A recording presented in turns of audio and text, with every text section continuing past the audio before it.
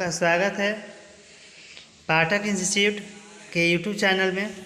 आज हम लोग न्यू टॉपिक वायल सर्किट ब्रेकर यानी कि यह सर्किट ब्रेकर जो कि पिछले टॉपिक में बता चुके हैं कि 5 भागों में बांटे जाते हैं सर्किट ब्रेकर। पहला होता है एयर सर्किट ब्रेकर, दूसरा होता है वायल सर्किट ब्रेकर, तीसरा होता है एयर सर्किट ब्रेकर, चौथा होता है मिनिएचर सर्किट ब्रेकर और सबसे लास्ट और अंतिम होता है अर्थ लीकेज सर्किट ब्रेकर। तो पहला टॉपिक हम लोगों ने पढ़ चुके हैं कि एयर सर्किट ब्रेकर क्या होता है, कहाँ पे यूज किया जाता है, कैसे वर्क करता है। अब जानेंगे second topic air circuit breaker यानी कि OCB कैसे कार्य करता है और कहाँ पे यूज़ किया जाता है। यूज़ हम लोग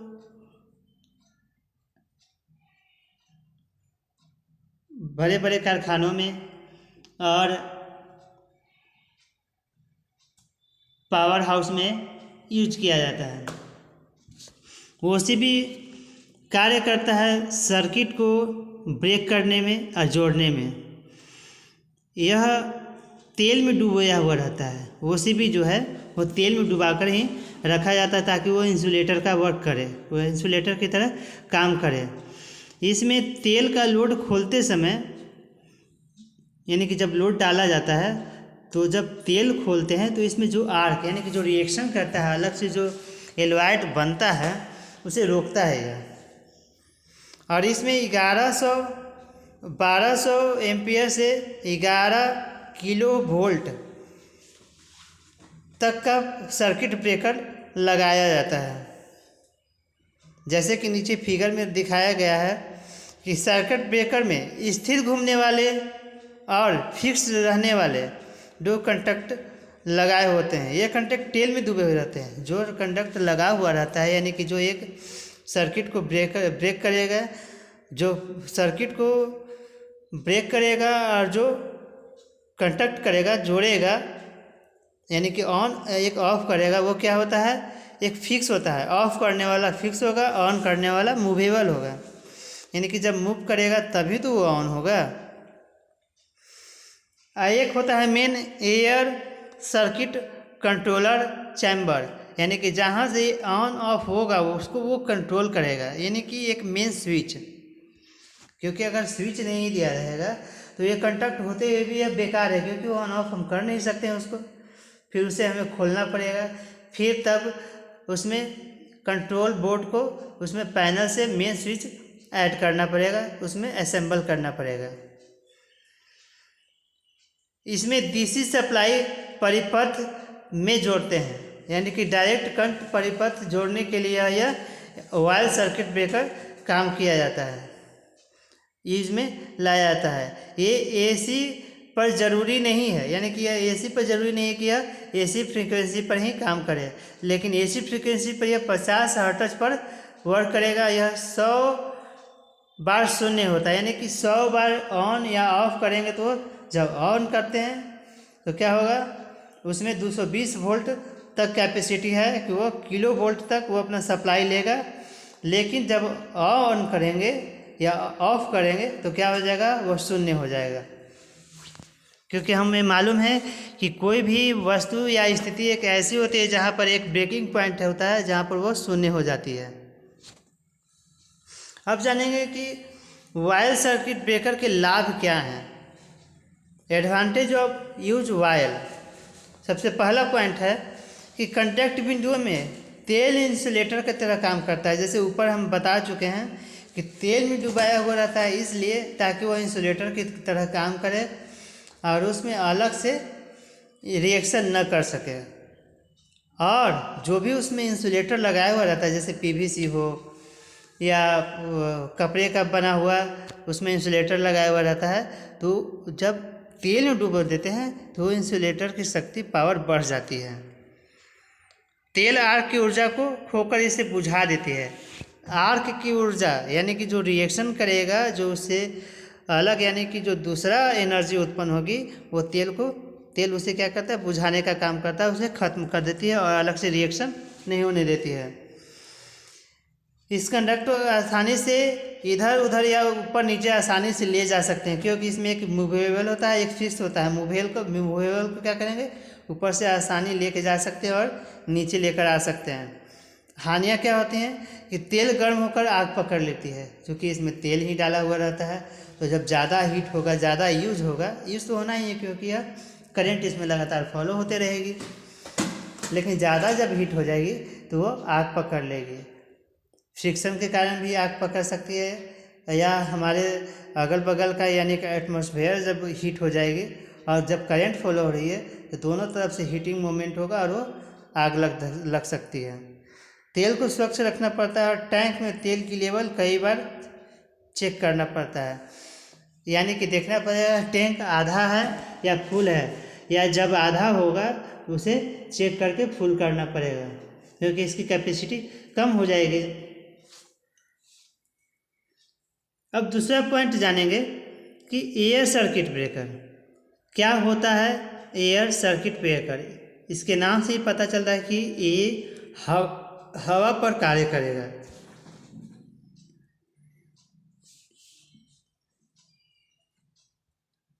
सेकेंड पॉइंट है एयर सर्किट ब्रेकर। इस सर्किट में कंडक्ट खोलने तथा बंद करने को स्पेंडिट मतलब प्रेशर, वायु के मध्य का प्रयोग किया जाता है। मध्य में यानी कि यहाँ पर जो ऊपर में हम देख रहे हैं इसके फिगर में कि 3 पॉइंट बने होते हैं, यानी कि चीनी मिट्टी का उसमें बनाया हुआ रहता है 3 पॉइंट। इसके बीच में जो ये खांचे बने होते हैं, यहाँ पर बीच में तीनों के बीच में ये एयर कंडक्ट यानी कि काफ़ी तेज वैक्यूम यानी काफ़ी तेज एयर दिया जाता है। तब यह क्या कार्य करेगा कि इसमें ये ABC के अंदर यानी कि जो ये 3 प्लग दिए हुए हैं उसमें उच्च पिंच यानी कि आवाज़, पिंच मतलब क्या होता है, आवाज़ होगी। जब एयर उसमें तेज कंप्रेस के साथ डालेंगे तो उसमें आवाज़ होगी और सभी तीनों फेज एक वायु की टंकी को जोड़ देते हैं।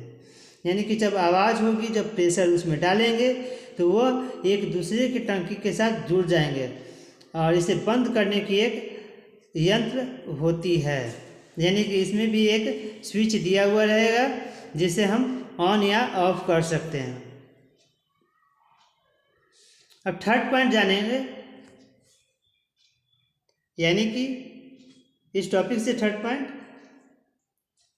Miniature circuit breaker. इससे पहले टॉपिक में भी बता चुके हैं कि हमारे घरेलू उपकरण में या कारखानों में भी MCB का प्रयोग किया जाता है, जो कि बहुत इम्पोर्टेंट है, क्योंकि यही एक ऐसा उपकरण है जो हम अपने घरेलू उपयोग में लाने के लिए, बिजली को सर्किट ब्रेक करने के लिए सबसे महत्वपूर्ण यंत्र है। MCB यानी कि मिनिएचर सर्किट ब्रेकर, यह एक ऐसा उपकरण है जिसकी मरम्मत नहीं की जा सकती है, इसे डायरेक्ट बदलना ही पड़ता है। MCB को क्या करना पड़ता है, हमें जब खराब हो जाएगा तो उसे बदलना पड़ता है। MCB का क्या वर्क है कि जब हाई वोल्टेज आएगा तो क्या होगा, वो अपने आप MCB ट्रिप कर जाएगी और वो प्लग गिर जाएगी। MCB में ही ऐसा बटन होता है जो ऊपर की तरफ ऑन करेंगे तो ऑन होगा, नीचे की तरफ स्विच को जब दाबेंगे तो क्या होगा, ऑफ हो जाएगा। बाकी सभी स्विच हैं तो वो कैसे काम करता है, नीचे की तरफ करेंगे तो ऑन होगा, ऊपर की तरफ करेंगे तो ऑफ होगा। MCB में ओवरलोड पर थर्मल रिले और मैग्नेटिक रिले कार्यशील रहती हैं। यानी कि इसमें कितने तरह के रिले लगे होते हैं, 2 तरह के रिले लगे होते हैं। एक होता है थर्मल रिले, एक होता है मैग्नेटिक रिले। मैग्नेटिक रिले का क्या काम करता है कि वह मैग्नेटिक फील्ड बनाता है, यानी कि EMF उत्पन्न होता है, तब इसमें सर्किट में करंट फॉलो होती है।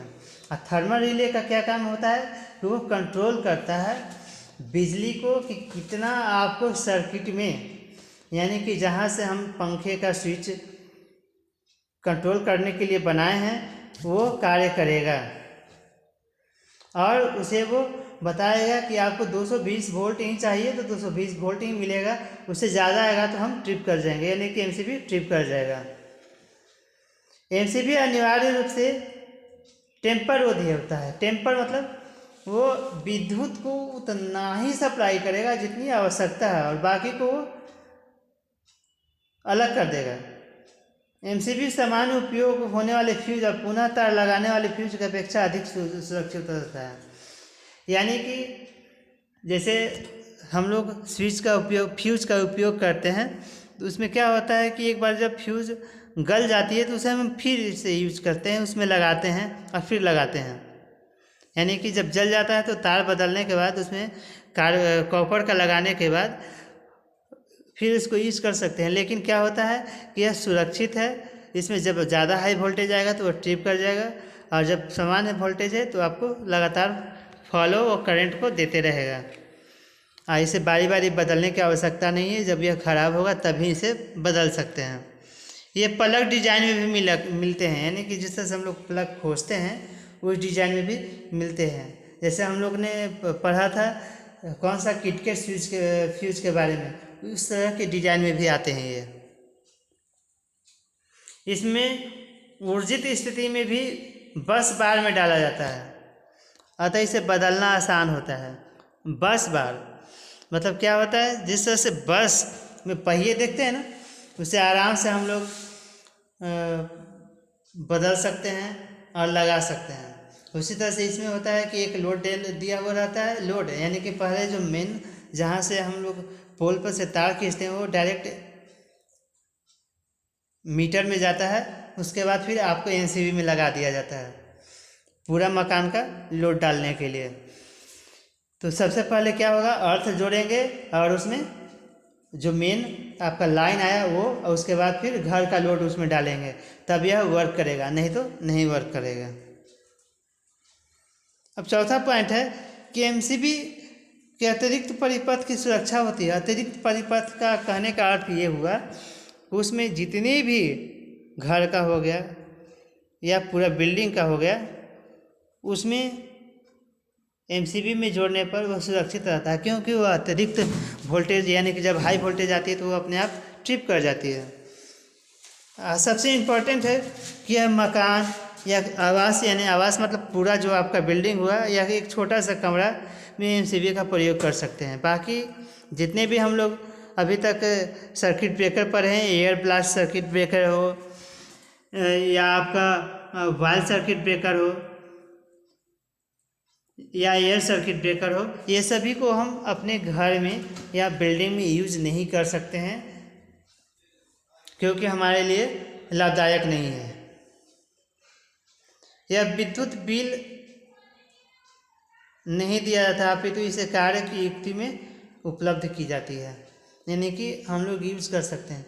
क्योंकि एमसीबी सर्किट ब्रेकर है ना, ये इसमें तो रीडिंग करेगा नहीं।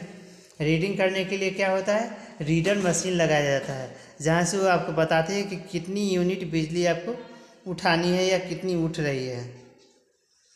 इससे वायरिंग की ओवरलोड नहीं होती है और वह उपकरण नहीं जलते हैं।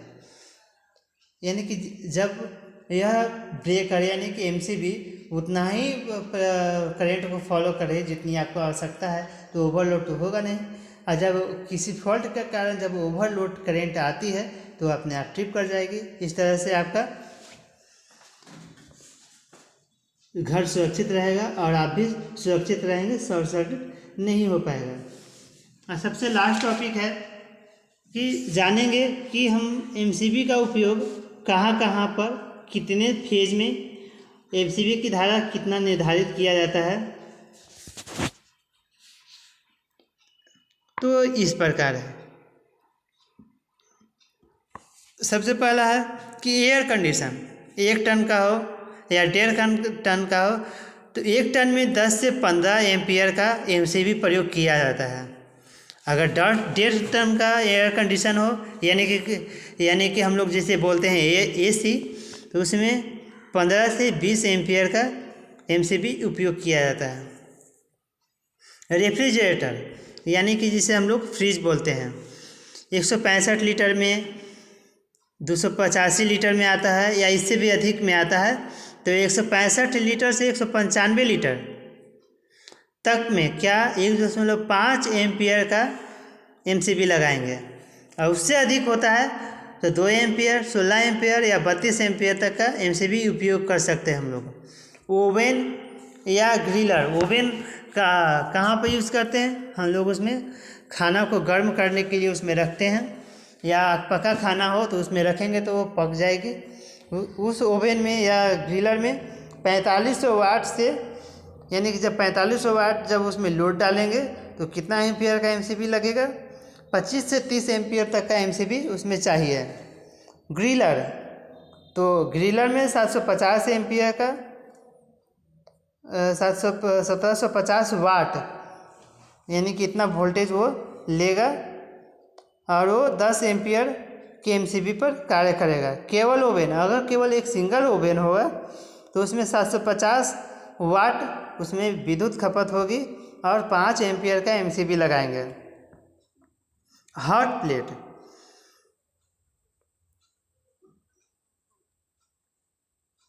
हॉट प्लेट यहाँ पर हम इंडक्शन को बोलते हैं। हॉट प्लेट कितना पर काम करेगा? 2000 वाट पर और 10 एम्पियर का उसमें एमसीबी लगाते हैं। लेकिन हमें उसमें एमसीबी में यूज़ करने के लिए 16 से 32 एम्पियर तक का लगाना चाहिए ताकि वो जले नहीं। ख़राब एमसीबी ख़राब भी तो होती है, क्योंकि अगर ख़राब होगी एमसीबी तो उसे पूरा हमें बदलना पड़ेगा।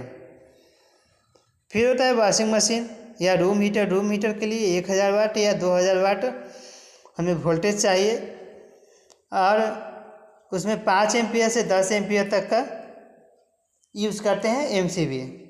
वॉशिंग मशीन के लिए कितना चाहिए वाट हमें, यानी करंट फॉलो कितना चाहिए? 300 वाट या 1300 वाट। और एमसीबी हमें लगाना है कितना वाट का? 5 एम्पियर और 10 एम्पियर का एमसीबी यूज़ करेंगे। वाटर हीटर, वाटर हीटर क्या होता है? जिसमें हम पानी गर्म करते हैं। उसके लिए हमें चाहिए 1 से 3 किलोवाट, क्योंकि हीटर सबसे ज़्यादा वोल्टेज आपको लेता है, इसलिए हमें 15 एम्पियर या 32 एम्पियर तक का ही यूज़ करना है। उससे ज़्यादा का भी यूज़ कर सकते हैं, क्योंकि जितने ज़्यादा पावर का यूज़ कीजिएगा उतना ही ज़्यादा आपको क्षति होने से बचाएगा। विद्युत केतली 1500 वाट का चाहिए और 10 एम्पियर इसमें एमसीबी लगना चाहिए। विद्युत इस्त्री, यानी कि जिसे हम लोग आयरन कहते हैं, 750 वाट से 1250 वाट यह ऑब्जर्व करता है बिजली की खपत को और 5 एम्पियर से 16 एम्पियर तक की एमसीबी का प्रयोग करेंगे। टोस्टर 1200 वाट का होना, 1200 वाट ये बिजली ऑब्जर्व करेगी और 7 से 5 एम्पियर यानी कि 7.7 एम्पियर का इसमें एमसीबी का प्रयोग करेंगे। अब सबसे लास्ट पॉइंट जानेंगे कि अर्थ लीकेज सर्किट ब्रेकर होता है क्या। सबसे लास्ट टॉपिक है वायरिंग का। इसे सबसे इम्पोर्टेंट है क्योंकि यह युक्ति अवरोधक वोल्टेज से दुर्घटना होने से बचाती है। इसमें ऐसी डिजाइन दी हुई रहती है कि अपर्याप्त इंसुलेशन, यानी कि जहाँ से इंसुलेशन कट जाती है, छट जाती है, और इसका जब दुरुपयोग करते हैं हम लोग, जैसे कि मान लिया जाए कि कहीं से कट छट जाती है तो हम लोग सोचते हैं कि कटा हुआ ही तो है, उसमें इलेक्ट्रिक टेप लगा देते हैं और उसे यूज़ करते हैं। तो ऐसा नहीं करना चाहिए। अगर कट गया है तो वहाँ से इंसुलेटर को काट दीजिए और फिर नया तार उसमें जोड़ दीजिए। ये वोल्टेज 2 धारा में कार्यरत होते हैं। एक होता है ELCB और दूसरा होता है प्रोटेक्ट आयरन कोर। ELCB अधिक विश्वसनीय मानी जाती है। क्यों? क्योंकि यह अर्थ लीकेज ब्रेकर को क्या करता है कि जहाँ से वो कटा होता है अपरूपी वहाँ से ब्रेक कर देगा और वहाँ से मतलब पता चलता है कि यह तार वहाँ से वर्क नहीं कर रहा है, काम नहीं कर रहा है, तो वहाँ से वो काट के हम बदल सकते हैं या पूरा का पूरा तार को ही बदल सकते हैं।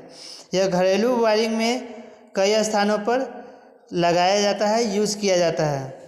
धारा कार्य करने वाली ELCB सुरक्षित होती है क्योंकि उदासीन धारा को लाइन धारा से सदिश योग के सिद्धांत पर कार्य करता है। हम लोग पढ़ चुके हैं कि राशियाँ कितनी होती है, तो 2 होती हैं, सदिश राशि और अदिश राशि। तो यह किस सिद्धांत पर करती है? सदिश योग के सिद्धांत पर करती है। इससे कोई धारा मिली एम्पियर में जो उदासीन हो वो वापस लौट जाती है, यानी कि जिस पे कोई चार्ज नहीं होता है, ना माइनस होगा ना प्लस होगा, तो क्या हो जाएगा? वो उदासीन हो जाएगा, यानी कि उस पर 0 पावर रहेगी और वो उसको अर्थ के नीचे भेज देगी, यानी कि वो अतिरिक्त धारा है। इससे क्या होगा कि हमें खतरनाक जो विद्युत के झटके लगेंगे या आग लगने की जो हमें संभावनाएं होंगे वो उसे ख़त्म कर देगी और ELC से तुरंत संबंधित होगी और स्विच को हम ऑफ कर देंगे। ELC भी बंद करने की कार्य प्रणाली कैसे है? तो स्प्रिंग के द्वारा कार्यशील होती है। इसमें स्प्रिंग लगी होती है, जब हम स्विच को ऑन करेंगे तो स्प्रिंग क्या हो जाएगी? दब जाएगी और वो ऑन हो जाएगी, और जब ऑफ करने के लिए होगा तो ऑफ करेंगे तो स्प्रिंग ज्यों की त्यों अपना पहली अवस्था में आ जाएगी। परिनालिका द्वारा कार्यशील होती है। परिनालिका यानी कि जब स्विच लगा हुआ रहता है स्प्रिंग के जरिए, उसमें नली के द्वारा प्राइमरी और सेकेंडरी आयरन कोर के द्वारा जोड़ा हुआ रहता है। वायु दाब द्वारा यह काम करता है, यानी कि वायु का प्रेशर भी इसमें दिया जाता है। वायरिंग चैप्टर कंप्लीट हुआ। धन्यवाद।